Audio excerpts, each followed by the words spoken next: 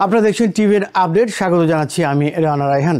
President Donald Trump জানিয়েছেন গাজায় যুদ্ধবিরতি বাস্তবায়নে কাতার যে ভূমিকা রেখেছে তা অত্যন্ত গুরুত্বপূর্ণ।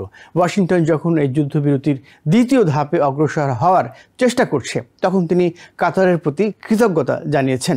শনিবার কাতারের আমির Sheikh Tamim bin Hamad Al Thani এবং প্রধানমন্ত্রী শেখ মোহাম্মদ বিন আব্দুল রহমান বিন জাসিম আল থানির সঙ্গে এয়ারফোর্স ওয়ানে তার বৈঠক হয়। এই বৈঠকে তিনি এই কথা জানিয়েছেন। মালয়েশিয়া একটি সম্মেলনে যোগ দিতে যাওয়ার পথে কাতারে জ্বালানি নেওয়ার সময় এই বৈঠক হয় বলে জানানো হয়েছে। ট্রাম্প বলেন, গত এক বছরে আমেরিকা ও কাতার একসঙ্গে অনেক গুরুত্বপূর্ণ কাজ সম্পন্ন করেছে।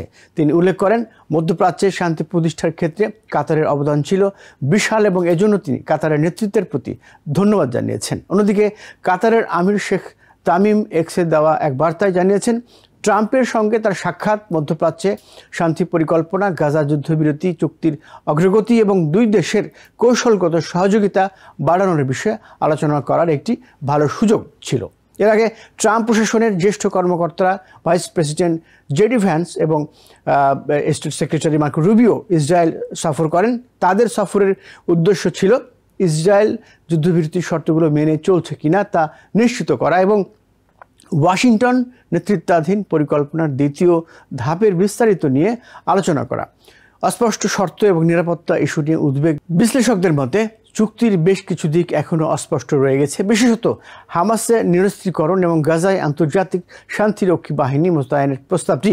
ট্রাম্প জানিয়েছেন, তিনি আশা করছেন যুদ্ধবিরতি বজায় থাকবে, তবে তা ভেঙে গেলে হামাসকে মোকাবিলা করা কঠিন হবে না।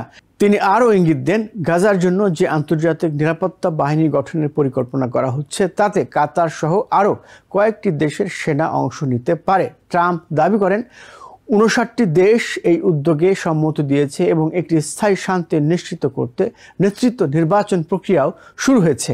কাতারের সরকারের বিবৃতি অনুযায়ী আলোচনায় আঞ্চলিক শান্তি, গাজা যুদ্ধবিরতি চুক্তির সংহতি এবং এর সব ধারা বাস্তবায়নের বিষয়গুলো নিয়ে বিস্তারিত আলোচনা হয়েছে। গাজায় সহিংসতা অব্যাহত রয়েছে, তবে কূটনৈতিক প্রচেষ্টা চললেও গাজায় সহিংসতা বন্ধ হয়নি। ইসরায়েলি বাহিনী নুসাইরাত শরণার্থী ক্যাম্পে এক গাড়িতে হামলা চালিয়ে অন্তত একজনকে হত্যা এবং 4 জনকে আহত করেছে। ইসরায়েলি সামরিক বাহিনী জানিয়েছে, তারা ইসলামিক জিহাদের এক সদস্যকে লক্ষ্যবস্তু করেছিল। তিনি এই সৈন্যদের উপর হামলার পরিকল্পনা করছিলেন বলে জানিয়েছে সামরিক বাহিনী, ইসরায়েলের সামরিক বাহিনী। গাজা সিটি থেকে আল জাজিরার সাংবাদিক হানি মাহমুদ জানিয়েছেন, এটি এরই মধ্যে নাজুক যুদ্ধবিরতির একটি স্পষ্ট লঙ্ঘন।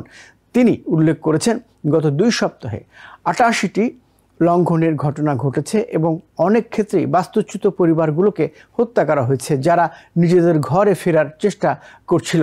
তিনি আরও বলেন, ইসরায়েলি সেনাবাহিনী যে হলুদ লাইন নির্ধারণ করেছে তা কার্যত গাজার কৃষিজমির বড় অংশ গ্রাস করছে। অন্যদিকে হামাস জানিয়েছে, চলমান হামলা ও অবরোধের কারণে কিছু এলাকায় প্রবেশ করা সম্ভব না হওয়ায় তারা এখনও সব ইসরায়েলি বন্দীর মৃতদেহ উদ্ধার করতে পারেনি। ইসরায়েল জানিয়েছে বা অভিযোগ করেছে, হামাস ইচ্ছাকৃতভাবে এই প্রক্রিয়া বিলম্ব করছে। ওয়াশিংটনের ইতিবাচক বার্তা আছে। ওয়াশিংটনের কর্মকর্তারা পরিস্থিতি নিয়ে আশাবাদী মনোভাব প্রকাশ করেছেন।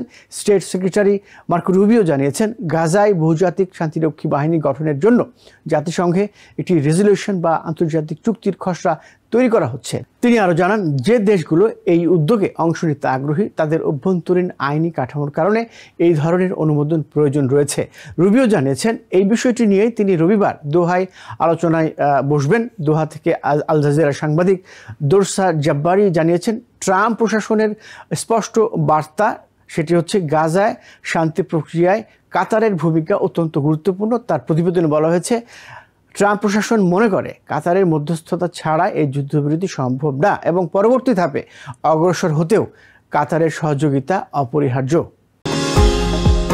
নিউ ইয়র্ক থেকে সম্প্রচারিত TVN 24 টেলিভিশন বিশ্বজুড়ে বাঙালির কণ্ঠস্বর।